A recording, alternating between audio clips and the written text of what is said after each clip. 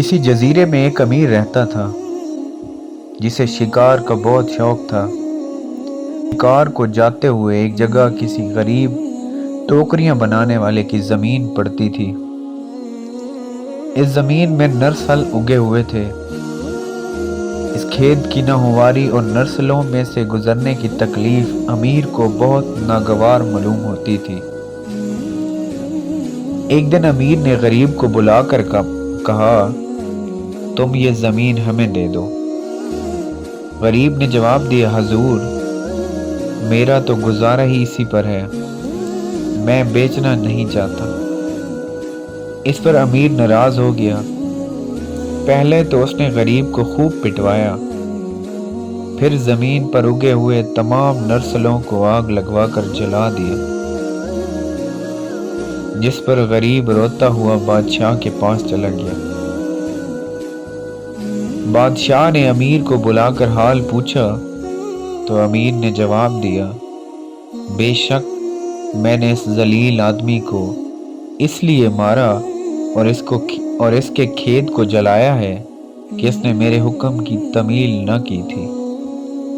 बादशाह ने फरमाया, तुमने दौलत के झूठे गरूर में एक बेगुनाह गरीब को नाहक तकलीफ दी और बड़ा नुकसान पहुंचाया है। हालांकि तुम्हारा परदादा इससे भी ज्यादा गरीब था।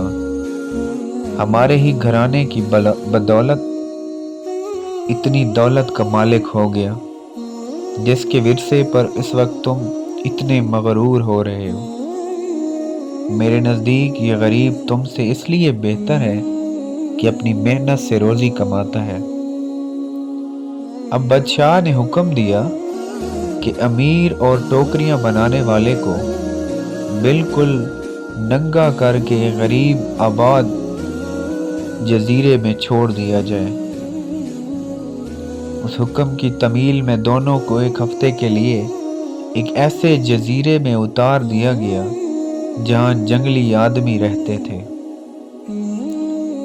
जंगलियों ने उन्हें देखकर पहले तो मारना चाहा, मगर टोकरियां बनाने वाले ने उन्हें इशारों के जरिए से मिन्नत समाजत करके समझाया कि हम तुम्हारी खिदमत करेंगे। साथ ही वहां से नर्सल लेकर एक टोपी बनाई और एक जंगली के सर पर पहना दी। जंगली इस ताज से इस कदर खुश हुए कि उसके पास टोपियां बनवाने के लिए हर वक्त उनकी भीड़ लगी रहती। मगर नंगे अमीर की सख्त शामत आई कि टोपियां न बना सकने की वजह से उन्होंने उसे मार मार कर बेहोश कर दिया। आखिर अमीर ने जान से तंग आकर टोपियां बनाने वाले से कहा, अगर तुम मुझे इन वहशियों से छुड़ा दो तो मैं घर पहुंचते ही आधी जायदाद तुम्हारी नजर कर दूंगा। ये सुनकर गरीब टोकरी वाले ने जंगलियों को इशारे से समझाया, ये मेरा मददगार है, इसे कुछ न कहो। जिस पर जंगलियों ने अमीर को फिर न छेड़ा। टोकरी वाले के साथ उसे भी खाना देने लगे।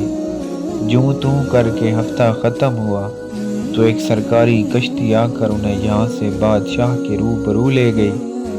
मगर अब तो अमीर की ये हालत थी कि काटो तो लहू नहीं बदन में, काटो तो लहू नहीं बदन में। बादशाह ने सब किस्सा सुनकर अमीर से फरमाया, तुमने देख लिया दौलत का महल कैसा नापैदार और इस पर गरूर करने वाला कैसा अहमक और नालायक है। असली दौलतमंद वही है जो हुनर जानता और मेहनत कर सकता है। अब जाओ, अपना वादा पूरा करो और इस गरीब को अपनी आधी जायदाद बांट दो।